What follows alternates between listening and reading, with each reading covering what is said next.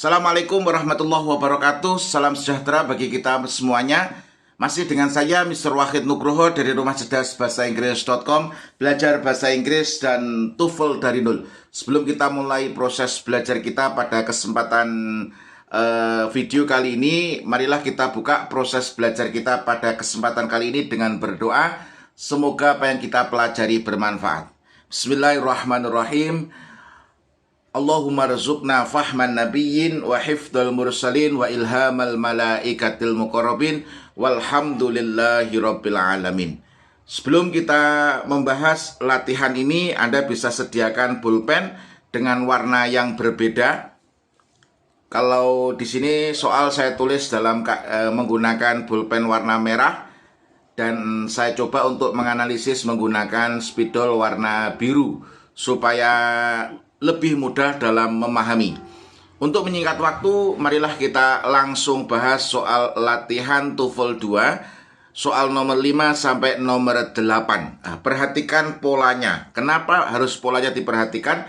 Karena dalam TOEFL itu, meskipun kalimatnya berbeda, tapi polanya selalu sama. Oke, soal nomor 5. Withering, bla bla bla, the action whereby surface rock is disintegrated or decomposed. Nah, yang perlu teman-teman ketahui bahwasanya di sini dalam menyusun kalimat itu harus ada subjeknya, harus ada verbnya. Kalau verbnya berupa verb transitif berarti membutuhkan objek, ataupun di situ perlu ditambahkan adverb. Nah, ini ada polanya. Nah, perlu teman-teman ketahui bahwasanya di sini ada withering. Ini adalah subjeknya. Kenapa kok ngerti ini adalah subjek? Karena ini adalah noun yang berada di awal kalimat, berarti kondisinya, posisinya sebagai subjek. Nah, di sini the action whereby surface rock is disintegrated. Nah, di sini ini sudah ada subjeknya, di sini butuh verb. Nah, jadi jawaban ABC yang benar yang mana? Kalau jawaban yang A jelas salah, karena apa? Di sini sudah ada subjeknya, tapi di sini ada it-nya lagi. Kalau the withering is that, nah ini juga salah. Karena yang dibutuhkan adalah verb.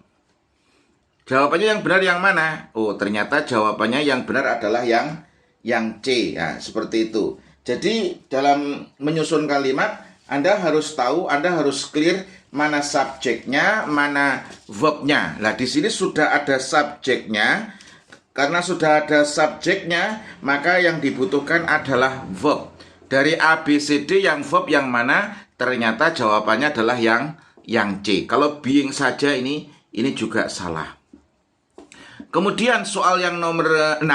A telephone recording tells caller. Nah, di sini ada telepon recording, ini adalah sebagai subjeknya, ini sebagai subjek. Tells ini adalah verbnya, callers ini adalah objeknya. Nah, di sini ini ternyata ada objek lagi. Berarti ada objek, direct object sama indirect object nanti ya. Nah, kebetulan di sini objeknya berupa apa? Clause. Objeknya berupa apa? Clause. Karena objeknya berupa clause, maka ini disebut dengan non-clause. Nah, non-clause. Nah, berarti di sini yang dibutuhkan apa? Konektor, subjek, sama verb. Callers, what time? Di sini what time. Nah, what time ini adalah konektor.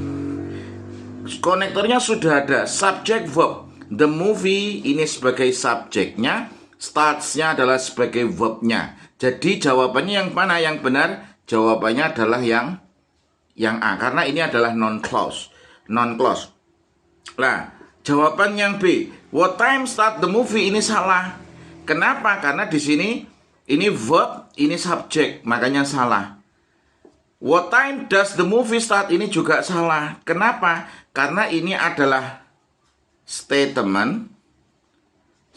Lah, di sini adalah question. Nah, Teman-teman perlu tahu bahwasanya dalam satu kalimat itu tidak boleh terdapat dua bentuk. Maksudnya dua bentuk, di situ tidak boleh ada statement terus ada question dalam satu kalimat. Kalau beda kalimat boleh. Nah, untuk ini materinya adalah tentang non-clause ya. Ini materinya non-clause. Kalau Anda sudah pernah belajar dari buku konsep belajar TOEFL dari nol ini adalah di bab 28, yakni tentang non-clause ya. Anda bisa lihat di situ non-clause. Nah, non-clause ya di sini. Nah, di sini babnya non-clause. Ini macam-macam non-clause sudah saya bahas di sini. Nah, ini type penggunaan non-clause. Nah, di sini babnya khusus ini adalah babnya adalah non-clause. Jadi di buku konsep belajar TOEFL dari nol ini sudah lengkap materi tentang tenses sampai klausa. Nah, materi klausa ini biasanya diajarkan di level atas karena di situ ada apa? Adverbial clause, non-clause sama adjective clause. Nah, Anda harus tahu ini. Nah, Anda harus tahu ini sehingga Anda bisa mengerjakan contoh soal nomor 6 ini dengan mudah. Intinya di soal nomor 6 ini adalah tentang non-clause ya. Non-clause karena objeknya berupa klausa. Karena objeknya berupa klausa ini disebut dengan non-clause, maka rumusnya ada konektor, subjek, dan verb. Konektornya what time, the movie adalah subjeknya, start adalah verbnya. Jawabannya yang A. Kemudian soal nomor 7. The people of Western Canada have been considering themselves from the rest of the province. Ini jawabannya to separate, separated, separate, atau separating. Nah, untuk mengerjakan soal nomor 7 ini, Anda harus tahu ini babnya adalah tentang gerund. Oke. Gerund itu apa? Gerund itu adalah ing form which take possession as noun. Jadi gerund itu adalah bentuk verb ing yang mengambil posisi sebagai noun. Kalau di sini Anda bisa buka babnya tentang gerund. Nah, gerund itu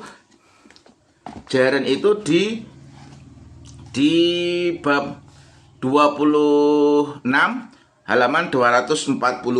Nah, ini kan gerund and to infinitive 242. Anda buka 242. Nah, Anda harus tahu kata-kata yang harus diikuti gerund, kata-kata yang harus diikuti dengan to infinitive. Nah, contohnya di sini. Di sini saya buat metode. Saya kumpulkan A itu apa saja, C itu ada apa saja, D itu apa saja, E dan seterusnya. Nah, di sini di bawah ini adalah kata kerja yang diikuti gerund. Gerund itu maksudnya apa? Gerund itu adalah kata benda yang dibuat dari verb ing. Jadi kata benda yang dibuat dari verb ing. Apa saja? A. Admit, advise, anticipate, appreciate, avoid. C. Complete, consider, can help. D. Delay, deny, discuss, dislike. E. Enjoy, A. Finish, K. Keep. M. Mention, mind, miss. P. Practice, postpone. Q. Quit. R. Risk, recollect, recommend, resent, resist, recall. T. Tolerate, you understand. Nah, di sini setelah kata-kata ini harus diikuti dengan gerund. Nah, di sini contoh ada dislike. Di sini I dislike playing football. Nah, di sini ada kata dislike diikuti kata dislike ini harus diikuti dengan gerund. Kata admit harus diikuti dengan gerund. Keep, nah keep ini harus diikuti dengan gerund. Nah, di sini kita tahu bahwasanya di sini ada kata consider. Nah, consider itu apa? Ada nggak di situ tadi? Nah, ternyata consider ini ada. Complete, consider, can help. Nah, di sini consider, nah harus diikuti dengan gerund. Jadi jawabannya yang mana? Nah, kita sudah tahu bahwasanya jawabannya yang benar adalah yang D. Setelah consider harus diikuti dengan gerund. Jadi jawabannya adalah yang D. Tidak bisa diawur ini. Jadi Anda harus tahu tekniknya, strateginya supaya Anda bisa mengerjakan dengan benar. Oke, soal nomor 8. It costs about $60 to have a tooth. Nah, Anda harus tahu ini adalah soal tentang causative verb. causative verbs. Nah, Anda harus, kalau di buku konsep belajar TOEFL dari nol ini tentang causative verb. Causative verb itu chapter apa? Causative verb itu chapter 18 158. 158. Anda buka 158. 158 ya. Nah, ini. Nah, causative verb di situ ada subjek, diikuti make, have, get, object. Make itu harus diikuti verb 1, have itu diikuti verb 1, get itu diikuti dengan to infinitive. Nah, artinya pun make ini artinya menyuruh, have itu artinya meminta, get itu artinya memohon. Nah, kita harus lihat di sini. Nah, di sini have ya, have diikuti dengan objek. Nah, Anda harus tahu untuk mengerjakan soal ini Anda harus tahu ini adalah bentuk aktif atau pasif. Ketika tutnya ini adalah benda, ini adalah pasif. Kalau pasif itu berarti pakai rumus yang satunya. Yang satunya yang mana? Kalau pasif langsung diikuti dengan verb 3 ya. Di sinilah. Ini have object, objeknya adalah benda, harus diikuti verb 3. Jadi pilih, cari jawaban yang verb 3. Giginya ditempel. Ini ditempel jawabannya yang C. Ditempel. Oke. Bagi teman-teman yang ingin belajar TOEFL dari nol, Anda bisa pesan buku konsep belajar TOEFL dari nol ini. Buku ini sudah disertai e-course, di mana bukunya sudah disertai 200 lebih video dengan menggunakan metode kuantum cerdas, dan alhamdulillah ini sudah national bestseller. Dan untuk belajar listening TOEFL dari nol, Anda bisa belajar dari buku yang merah ini ya. Ini untuk belajar listening dari nol. Ini full tips dan trik latihan pembahasan dilengkapi dengan vocabulary pembantu berdasarkan riset dan menggunakan metode kuantum cerdas. Semoga ini bisa bermanfaat, terus belajar tingkatkan kemampuan, dan saya doakan Anda semakin sukses di studi maupun di karir. Sekian, Assalamualaikum warahmatullahi wabarakatuh.